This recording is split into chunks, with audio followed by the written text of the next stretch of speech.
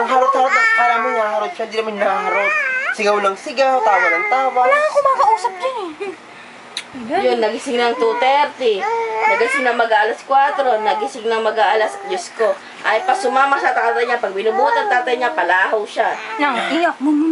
Ang gwapo mo naman ngayong araw na to. Kung nga, mga kantaan. Sabihin ko, oh, pinalo ko na si papa mo. Pinalo ko na si papa. Saka siya titigil ng iyak. Ganun nga ang ano, patigil namin sa kanya. Oo, pag kapag pinapalo. Pinalo. Papaluin ko, oh, ayan, pinalo ko na si papa. Titigil. Tapos pag ibibigay ko na naman, sabihin sa ako na. Papalaho na naman ang iyak. O, tapalo kita sa papa mo, titigil. Siya papaluin pa eh. May video na naman, kaya na naman nakapakpapakit ka na naman. Diyan ka. Hulog ka. Yung una, nakita mo lani nakaupo? Pasok ka sa nga lang.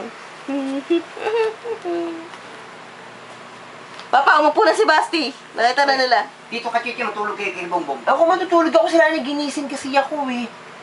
Kinuha yung laptop. Dito na lang ako. Basta matutulog. Sige net, mamaya-maya namang alas 9, aalis si ate mo at malas sasambaraw. Para makatulog si ate Chichi ko dun. Nagising ng 2:30. Palaho ng iyak. Kagaling saldi, palaho. Ay, tagal kabigin. Di ko kinuha ko. Doon ka na sa kwarto ni... Teka lang, makinig ka. Di kinuha ko. Oh, pinalo ko na si papa mo. Titigil. Maya-maya, tulog uli siya. Nagising na mag-aalas 4. Ay, teka, dedi ng alas 7 yan. Tignan mo na, Chichi. Ano?